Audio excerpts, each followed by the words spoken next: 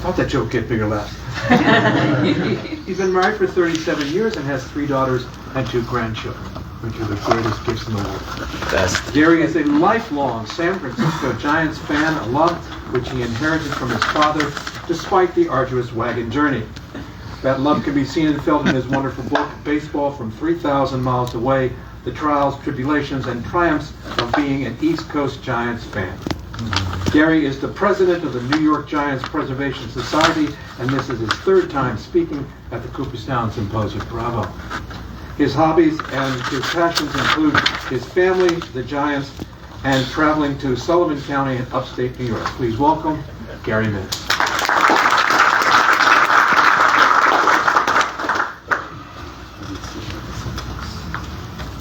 I'm sorry, Gary. Questions and answers for both speakers at the end of the presentation. Paul, do you know how to advance this when you come to Just press the up and arrow. the up arrow? Sure. Okay, welcome to the place where baseball lives. I want to thank the Hall of Fame, Cooperstown Symposium, Suni Oneonta, Cassidy Kent, and Paul for welcoming me so nicely. I also want to welcome my daughter, accompanying me on the trip, Jessica, and members of the New York Giants Preservation Society, some of them who were here in attendance. Big long titles here. It's basically based on my book that I just written in November that it came out. I'm going to focus on how technology has changed in the last basically 55 years for me. So I'm going to start the presentation. Does not advance it. Down. Oh, great. This is the title and the aspect of my talk today. Baseball from 3,000 miles away. Trials, tribulations, and triumphs of the East Coast San Francisco Giants fan. A lot of words there. One of the happiest times in my life. Don't know if I'll ever be on the stage again with the trophy, but hopefully that will happen one day. This is a picture of me when I was 9 years old in Monticello, New York. I just have this picture so you know I didn't jump on the bandwagon after the Giants won 3 World Championships. This is my father, Lou Mintz. He's no longer with us. He was my hero. I always wanted to be like my dad. Loved his children, loved his family, worked in the New York Public Library for 43 years, and installed the love of baseball in his son. You can see he has a New York Giants shirt on. My only remorse is that he did not get to see and do all the things that I've been able to do. But regardless, just a tremendous guy. He loved the New York Giants, and he would, for some reason, just talk out loud. Monty, the orange cutie Irvin, Bobby the Flying Scott Thompson, and he would mimic Hoyt Wilhelm throwing a knuckleball, and Mel Ott lifting his leg up. We would pass on the Major Deegan where the Polo Grounds were. Oh, the old PGs. And his favorite player, of course, was Willie Mays. No nickname for Willie Mays. He was just Willie. And you knew who he was talking about. He loved the Giants. And since I wanted to be like him, I decided what better way than to follow a team. Unfortunately, that's 3,000 miles away. Episode with this was in 1969 when the Giants played the Mets. First game I ever went to, 14-inning game. Juan Marichal was pitching the whole game. Today 14 innings. You may get three pitchers pitching that. Anyway, Marichal's pitching, and I asked my father, I had to go to the bathroom. I was 8 years old. My father, who would always say yes to me, No. he said no. Your brother will take you. So my brother Jeff took me, and And in Shea Stadium, it was kind of a disgusting place. But we were in the bathroom, and all of a sudden you hear this roar. My brother grabs my hand, and we get out to where the seats were. And Tommy Agee is rounding the plate, rounding third base and heading for home. Giants lose 1-0. My brother never let me forget that. Anyway, a baseball fan was born that day, and especially a San Francisco Giant fan. Again, that's me in Monticello, in New York, wearing that pseudo-Giant cap that is, stitched on. Things have changed since then. And again, that's a close-up. The big difference between communication and technology between New York and San Francisco is, of course, 3-hour time. So when games start in San Francisco at 7:30, back then they started at 10:30. And this caused just a cavalcade of problems growing up. Today it's not so bad. Newsprint. I used to get the New York Post. Great paper. Except for when the Giants played in San Francisco, it wasn't a great paper. Because the next day you would see Philadelphia, San Francisco, and then there'd be an N next to it. Meaning night game. And back then, no reporting of the game. You'd have to wait 2 days to get that summary of the game. That's how things were back then. My other go-to paper, because I lived on Long Island, was Newsday. Same stuff with that. No reporting. Newsday was good, though, for one thing. Every Sunday, they would list the top pitchers and top hitters in baseball. It would be like a page long. And I remember in May, if somebody had like 5 home runs and 25 RBIs and hit 290, as a good player, Now you get that relatively much quicker. The Sporting News was my go-to paper. You had to wait, though, for a week, because it usually came Friday, and I was up in Monticello growing up every summer, so I had to wait for my father to arrive from Huntington. And I would always embrace him, and where's the Sporting News, So they would have box scores and everything you wanted to know. And that was my best way to find out about this team that I loved, but I couldn't not really get any information on. And that's really what hardened me as a fan. I had to work extra hard to learn things, unlike today. Today, turn on the computer, you could have whatever you want. There's not as much fandom, I feel, as it was. So all these experiences I went through helped me.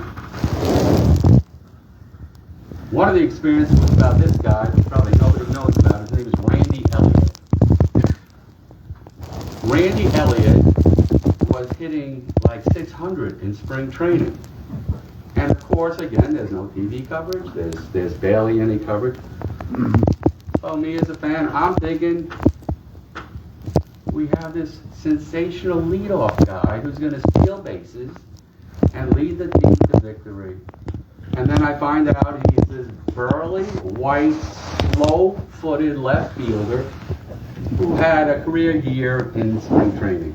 And I'm not disparaging Randy Elliott. He made the major leagues. I'm just saying I thought we had Al Bunbury and we had Randy Elliott. The radio is the best way to go about getting information.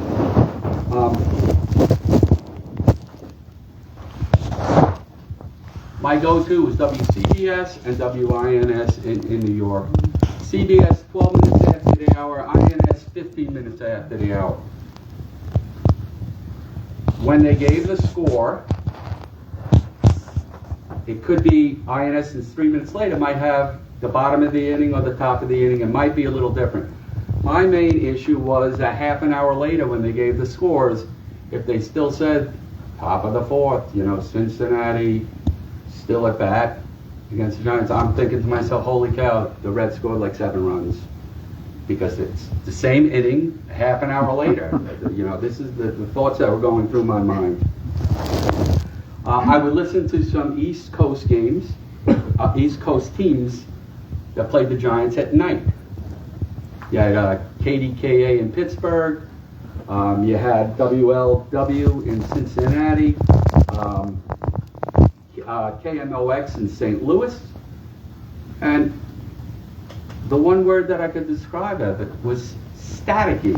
You didn't know what was going on. You'd hear stuff and imagine and hope, did Larry Herndon hit a home run, or is that just the static? And you position your radio in different places to try to get the best sound you could. And of course I would listen to Met and Yankee games. Why? To get a score. I didn't care. The only issue with that is there were no set innings where they would have the scoreboard update. TV. Again, I would watch Met games to get a score. I'd watch Kiner's Corner to get a score. WPIX, the Yankee games, I would watch to get a score. And sometimes you would get a shot of the scoreboard on the television and you'd be like, let's say Giants 4, Reds 0. Today you take your remote and you freeze it and you could see it. Back then, once it was gone, done. They also had this weird service, I don't know if any of you remember, it was called a Reuters, it was like a ticker. It was a sports line. And it was on cable TV at the initial beginnings of cable TV. And you would see Houston 0, SF. They didn't have the Giants were up next, second. And then on the bottom it would say HR, home run, Jack Clark. So I'm thinking to myself, hey, Jack Clark usually hit third. Could it be a 3-run homer? Could it be a 2-run homer? Solo homer? But this is what I went through trying to follow this team 3,000 miles across the country. I would go to Shea Stadium. I'd go to a Met game once in a while, and my eyes would transfix on the scoreboard. And especially when I know the National League used to be on the left side, but when I grew up, the National League scores at Shea Stadium were on the right side. And you could see the Giants lost that game 8-4, so if I was there, I'd be very pissed off. The pitchers, 2 and 3, unlike today where they use the league numbers, you would have to buy a scorecard. Each pitcher was given a number in alphabetical order. So I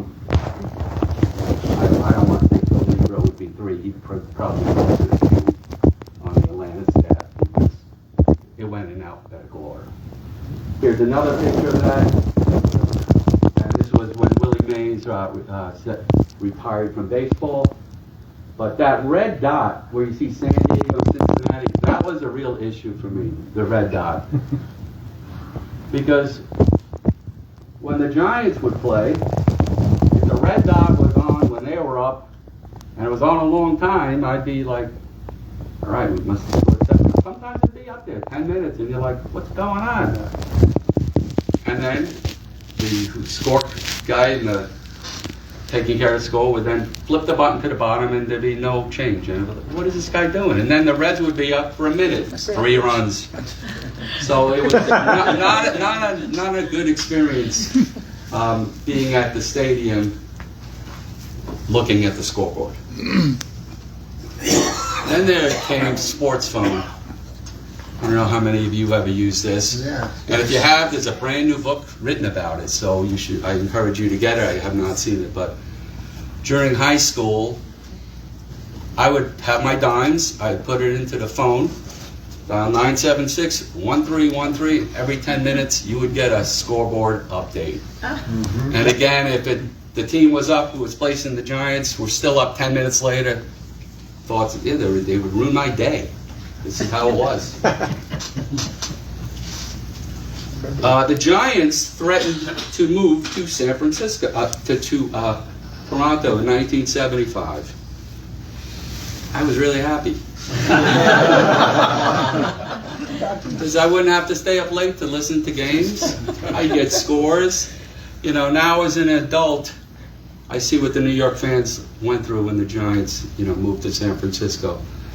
So all my happiness I take back because it's not a nice thing to move a franchise. Bob Lurie bought the Giants and kept them rightfully in San Francisco. I forgot to tell you, my book is broken down into decades. So this is the 1980s again. I am now a freshman in SUNY Albany, about 80 miles from here. And it's not because I look good or anything, I just wanted to show you that I was, in fact, a Giant fan back then, and a Beatles fan for that matter. When the 80s came around, so did cable television. And this was good stuff because I would get to see more Giants, and it started to become a little easier to root for a team that was very far away. TBS, the Superstation, out of Atlanta. I would watch the Giants play the Braves. The Braves were on every night, and you can get. They played the Giants a lot. They were in the same division back then, so you would see quite a few games, and it was good. And Ted Turner started this station, and I remember they had a pitcher named Andy Messersmith. Yeah. And TBS was Channel 17 in Atlanta, and Ted Turner told Andy Messersmith to wear, instead of Messersmith, Channel. So it said Channel 17. So that made all of the people aware of this superstation, they called it. ESPN came aboard, and again, much more baseball coverage. They weren't broadcasting games at the time, but they had the highlight show, and I got to see my team, and it was nice.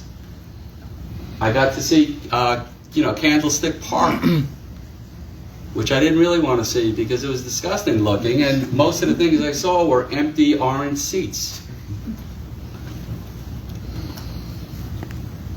My college days, they gave away the USA Today paper, and this sports section was good. On opening day, miraculously, they had the opening day lineups. I was like, wow, what a concept.